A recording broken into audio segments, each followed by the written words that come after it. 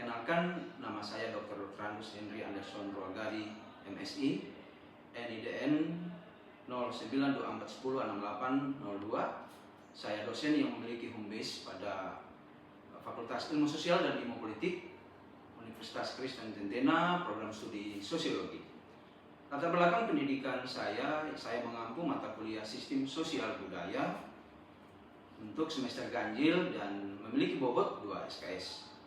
Mata kuliah ini memiliki persepsi atau deskripsi sebagai berikut.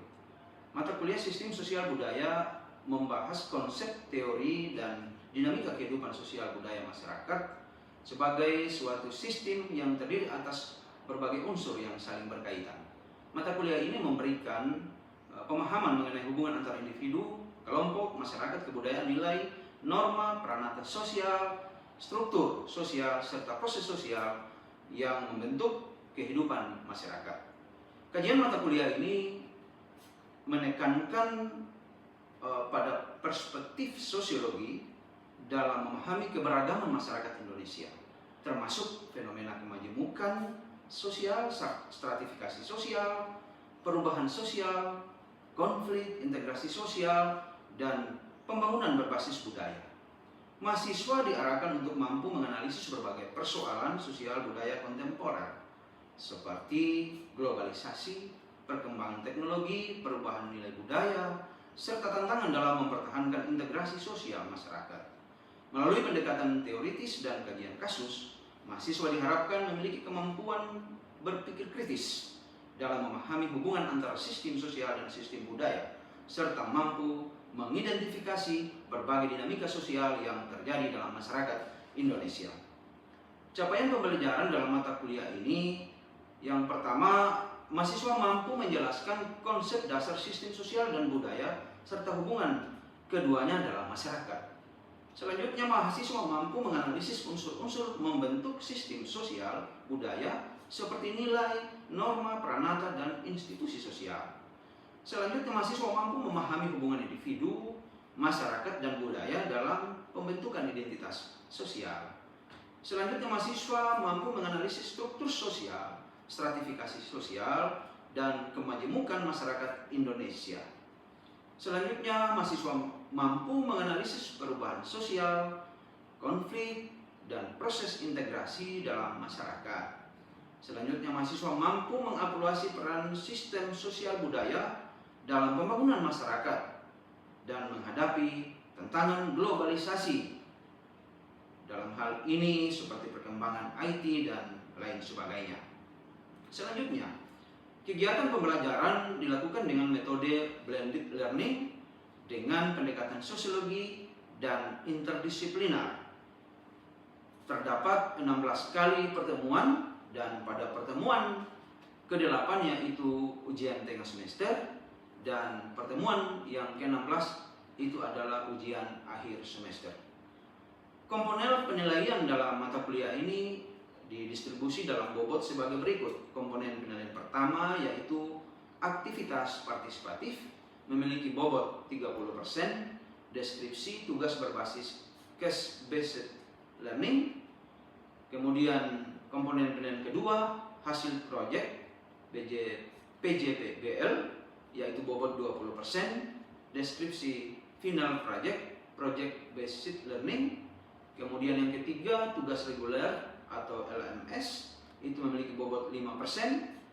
Dalam deskripsinya tugas dan diskusi di LMS. Yang keempat adalah kuis, itu memiliki bobot 5%, deskripsinya soal PG dan esai via LMS.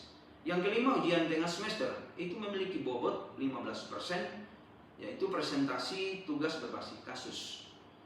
Yang keenam adalah ujian akhir semester, itu memiliki bobot 25% dan deskripsinya presentasi dan demo final project. Nah, totalnya adalah berbobot 100%.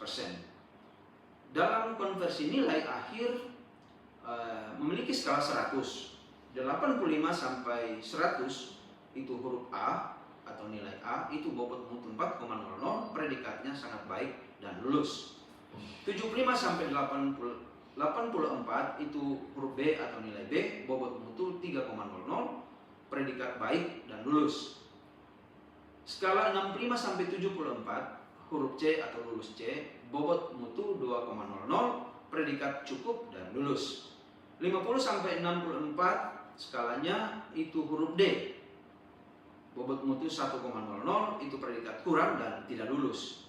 0 sampai dengan 49 itu huruf E atau nilai E, bobot mutu 0,00, predikat sangat kurang atau tidak lulus. Demikianlah sampai ketemu pada kegiatan pembelajaran sistem sosial budaya berikutnya. Terima kasih, selamat pagi, shalom. Selamat pagi. Pagi. Shalom. Shalom. Bagaimana kabarnya? Baik. Wah, luar biasa ya, pada segar-segar kelihatan semuanya ya. Baik, adik-adik sekalian, hari ini saya akan membawakan materi kuliah tentang sistem sosial budaya. Namun sebelumnya saya ingin memperkenalkan diri dulu ya.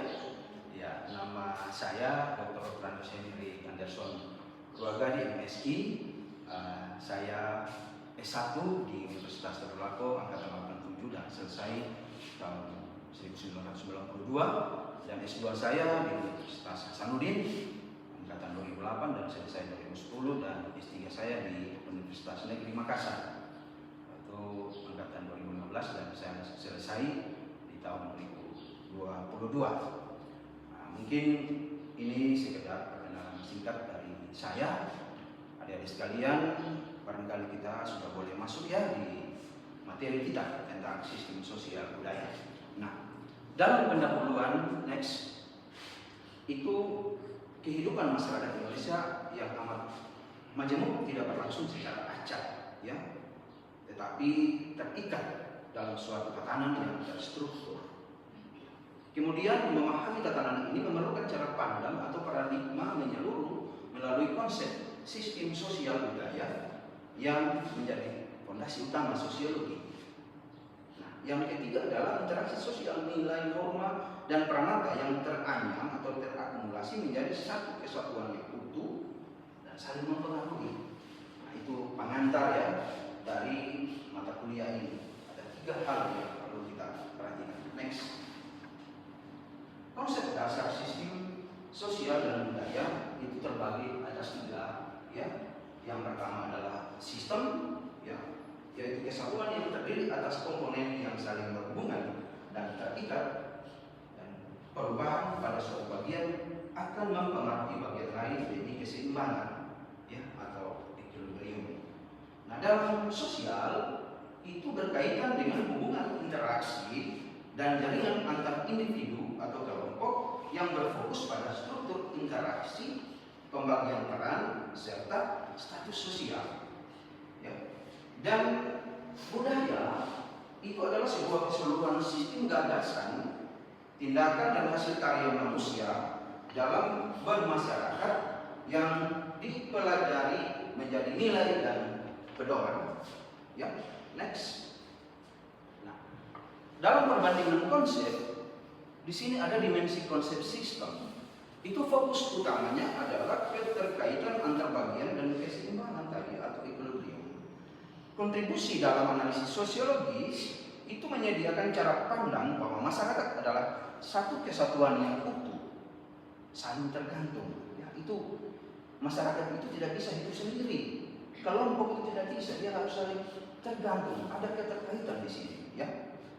Nah, kemudian dalam sosial itu interaksi fokus utamanya struktur kelompok, peran, dan status. Kontribusi dalam analisis sosiologi yaitu menganalisis bagaimana tindakan individu terorganisasi dalam struktur hubungan antar manusia. Jadi tidak serampangan, ada keterkaitan seperti saya katakan tadi, ada hubungan yang mengikat di dalamnya. Nah, dalam konsep atau dimensi konsep budaya fokus utamanya adalah sistem nilai. Ada norma, ada hukum di dalamnya, ada gagasan dan simbol. Nah, itu yang mengikat, ya, itu yang mengikat. Dan kontribusi dalam analisis sosiologis adalah memberikan pemaknaan, aturan moral serta pedoman perilaku bagi tindakan sosial yang terstruktur. Ya, terstruktur, maksudnya dia tidak menyimpang ya, ada nilai aturan yang atau hukum norma yang mengikat, saya katakan tadi. Next. Nah, dalam sistem sosial budaya itu dianalogikan sebagai sebuah sepeda motor, yang di dalamnya ada mesin, ada rangkai, ya, ada roda, ada orang yang mengendarai, ya, itu analoginya. Jadi dalam sistem sosial budaya itu semua bisa. Kalau dalam analogi motor itu, biar dia ada yang mengendarai, kalau bensin tidak ada, atau mesinnya rusak, atau bahannya bocor, tidak bisa menggerakkan. Nah, itulah sebuah sistem. Jadi saling ketergantungan. Sama dengan kehidupan sosial masyarakat, kita saling ketergantungan. Tidak bisa kita berjalan sendiri tanpa orang lain. Tidak bisa masyarakat itu hidup tanpa pemerintah. Itu maksudnya ya. Jadi ada keterkaitan di sini. Itu analogi maksudnya dengan sepeda motor tadi. Next. Ada unsur-unsur yang membentuk unsur sistem sosial itu dalam status sosial, yaitu posisi individu dalam masyarakat. Itu status sosial ya. Kemudian peran sosial, ada kewajiban, ada hak sesuai dengan status. Nah, maksudnya di sini kan kalian punya hak untuk belajar sebagai mahasiswa. Saya punya kewajiban untuk memberi pembelajaran itu, menyampaikan seperti yang kita lakukan saat ini. Ya. Kemudian norma sosial, ada aturan perilaku dalam masyarakat. Kita tidak bisa serampangan. Ya. Ada hukum, ada aturan yang kita harus taati. Ya. Kemudian dalam tata sosial, sistem tata kelola kebutuhan dasar. Ada hal-hal yang betul-betul need, ya, kebutuhan yang perlu dipenuhi oleh pemerintah ataupun oleh para mahasiswa dari dosen. Nah, itu ya. Kemudian unsur sistem budaya itu menurut bicara Ningrat itu terdiri atas 3 itu. Wujud ideal, yaitu ada gagasan, nilai, dan abstrak, nyata, ya, kelihatan. Kemudian wujud aktivitas, tingkah laku berpola, konkret, dan wujud fisik, artefak atau benda hasil karya. Ya, ini dalam sistem budaya. Contoh artefak ini dalam benda hasil karya seperti kita di Badak, ya, ada itu apa namanya? Mahasiswa bisa ingat itu. Di Badak ada patung Sepe. Nah, itu ya, patung Sepe yang merupakan penciri dari nilai budaya. Ya, nah, kita di sini ada patung Pogaa. Ada 7 di situ menandakan bagaimana bukti nyata fakta yang ada saat itu untuk perpisahan orang-orang yang ada di sekitar sini. Ya, ada sejarahnya itu. Next. Nah, di sini dalam integrasinya ada diumpamakan dengan tradisi mudik lebaran, di mana di situ ada nilai silaturahmi.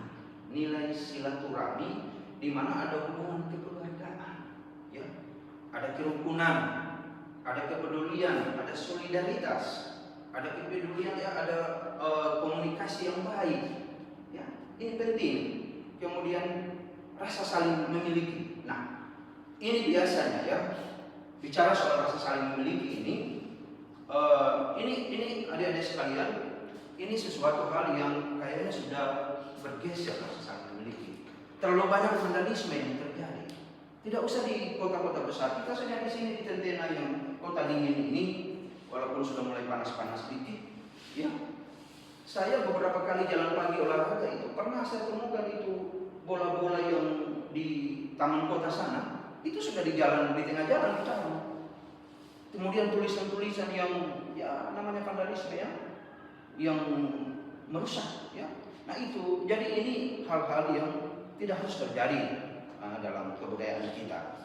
Kemudian di sini ada penghormatan kepada orang tua, kesopanan, penghargaan, rasa terima kasih, kemudian kepatuhan, tanggung jawab keluarga, penghormatan antar generasi. Kalian Gen Z, ya, ini Gen Z, ya. Jadi kadang-kadang kalau bicara biasanya atau misalnya, ya, di saat misalnya kuliah seperti ini, dosen sedang mengajar, kalian korek-korek HP, bagaimana bisa masuk? Itu. Jadi itu di situ adalah tentang penghormatan, ya. Ada nilai di situ di mana kita kepatuhan, ya. Kemudian penyucian diri, ada pengendalian diri, ketenangan batin, introspeksi atau mawas diri, kedisiplinan ya tadi ini, kemudian kebersihan jiwa. Bagaimana datang kuliah kalau dari rumah dapat marah atau kalian marah dengan orang tua? Itu ini penting ya. Ini nilai yang harus tetap dipertahankan dalam budaya kita. Kemudian perbaikan perilaku. Nah, itu kan bisa ya diperbaiki. Kalau tadinya adik-adik sekalian dosen sudah ada kuliah jam 10 misalnya pagi, terus datangnya jam 10.30. Bagaimana itu?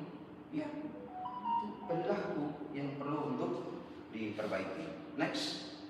Nah, ini juga masih tradisi mudik lebaran, seakan-akan sebuah perjalanan menuju kampung. Ada rasa kebersamaan di situ ya. Ada ada sifat toleransi ya.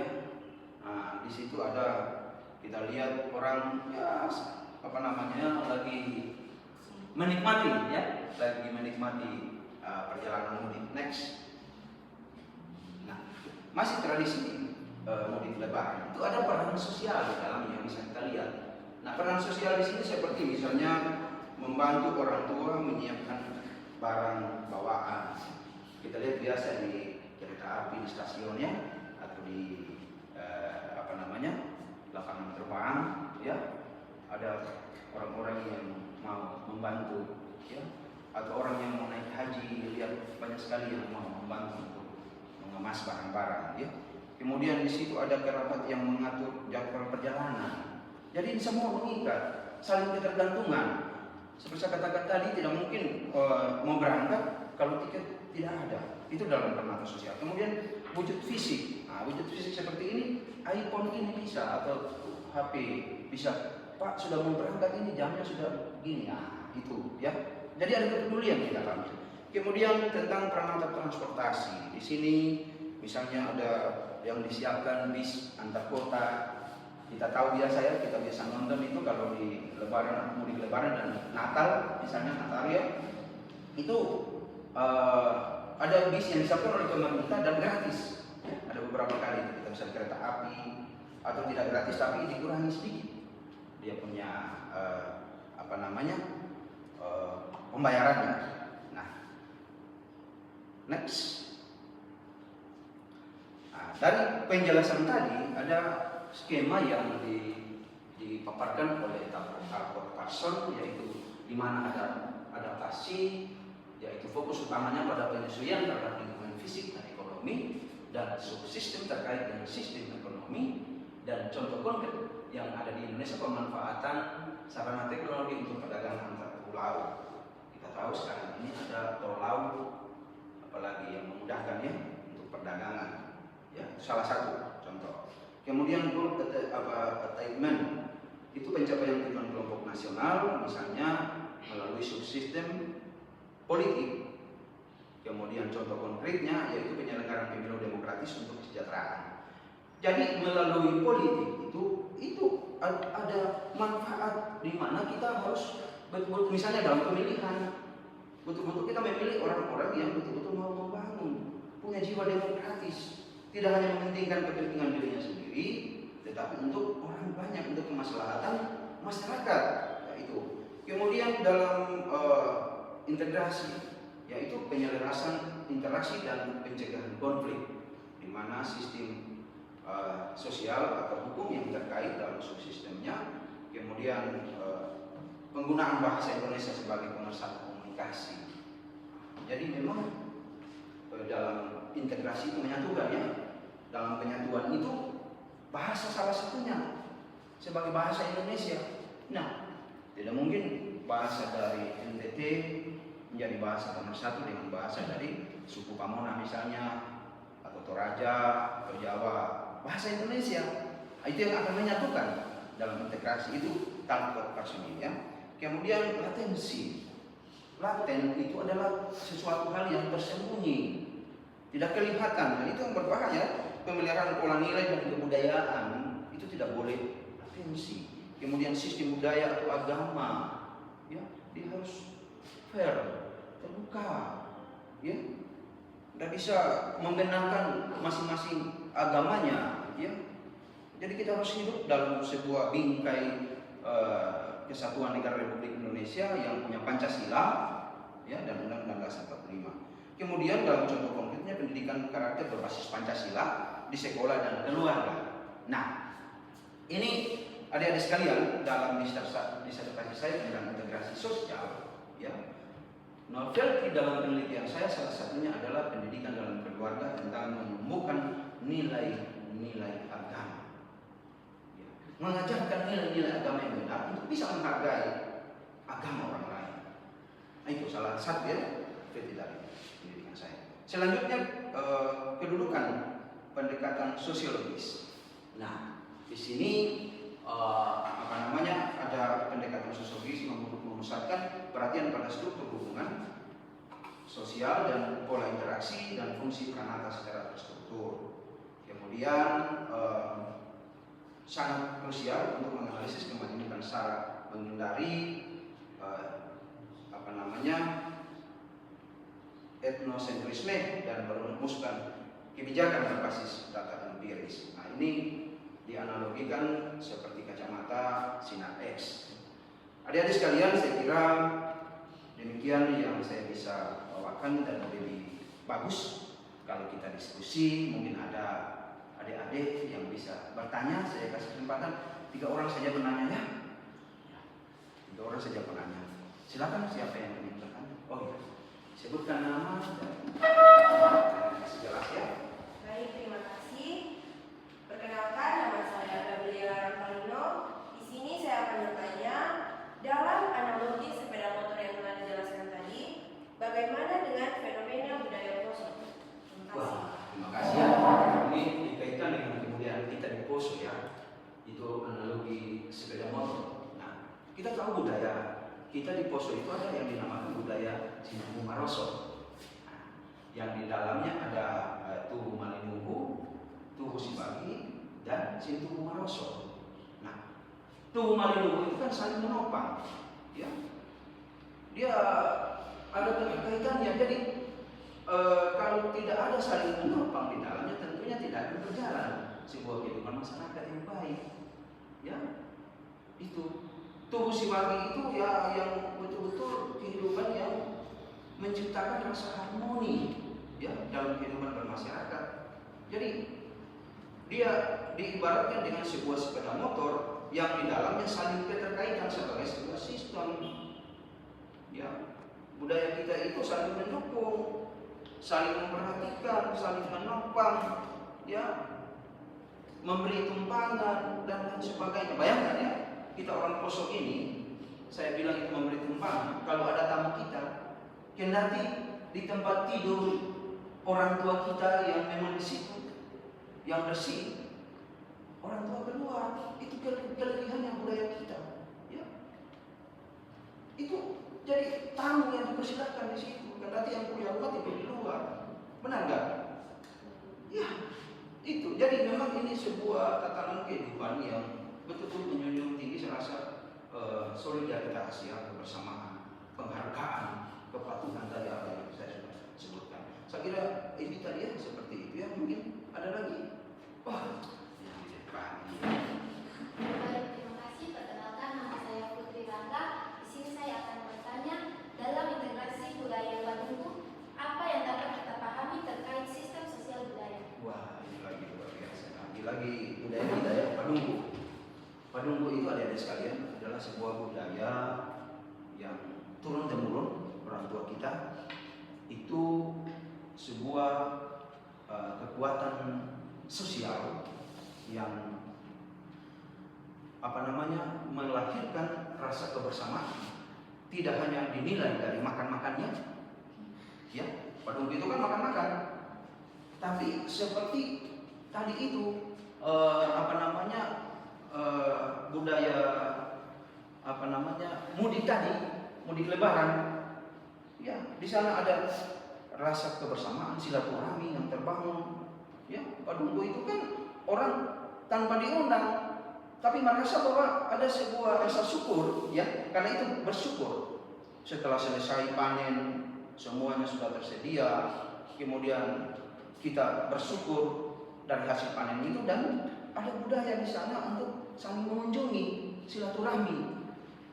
Ada rasa memiliki bahwa budaya itu perlu dilestarikan sebagai budaya untuk saling bertemu. Keluarga dari jauh datang, kan begitu kan, Padungku sama seperti Lebaran, dari jauh datang. Coba lihat, kalau dibilang di mana ada Padungku, pasti kalian ada juga ke sana loh. Hari ini ada Padungku kalau nggak salah. Ya, jadi itu ya, seperti itu ya, itu dia punya putri, ya. Baik, masih ada satu lagi barangkali? Ya masih ada lagi. Baik, terima kasih. Sini saya mau bertanya, tapi sebelumnya perkenalkan nama saya Baik Indonesia Tuna. Saya mau bertanya tentang apa kaitan analogi kacamata X-ray dengan sosiologi. Wah, iya, terima kasih buat saya. Kacamata sinar X ya. Ini. Jadi memang ilmu sosiologi itu, ya, itu tidak hanya memandang kulit luarnya. Seperti ibarat pakai kacamata sinar X, dia hanya melihat dia pakai kacamata sinar X itu betul-betul dia tidak hanya melihat kulit luar, tetapi dia menyentuh sampai ke dalam. Apa fenomena yang terjadi dalam masyarakat? Itu maksudnya dalam sistem sosial budaya kita.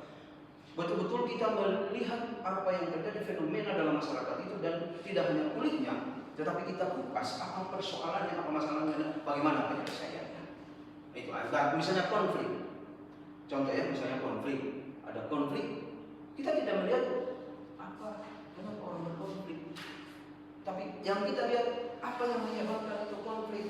Ada yang tersinggung, ada yang merasa tersakiti dan seterusnya. Nah, lalu bagaimana cara menyelesaikan? Itu maksudnya. Jadi dia tidak hanya melihat kulit luarnya saja, tetapi bagaimana kita melihat secara ke dalam sehingga kita bisa mendapatkan sebuah solusi atau jalan keluarnya. Nah itu ya. Jadi tidak hanya kita lihat ya, melihat permukaan gejala masyarakat, tetapi membedah ya susunan tulang, struktur itu semua diperbaiki, dipelajari apa yang menyebabkan. Itu maksudnya ya. Saya kira demikian ya. Jadi memang saya berterima kasih adik-adik sekalian ya, kalian dalam bertanya ini luar biasa, dan ini menunjukkan bahwa kalian punya perhatian dengan mata kuliah kita hari ini. Dan saya kira demikian, bahwa memang pendekatan sosiologis membantu memahami masyarakat secara objektif, sistematis, dan empiris. Pendekatan ini mengungkap struktur yang berbeda di balik gejala sosial, serta mendukung penyusunan kebijakan yang adil dan sesuai dengan kondisi masyarakat. Saya kira ini statement closing dari saya menutup kuliah kita hari ini. Terima kasih adik-adik sekalian, semangat ya.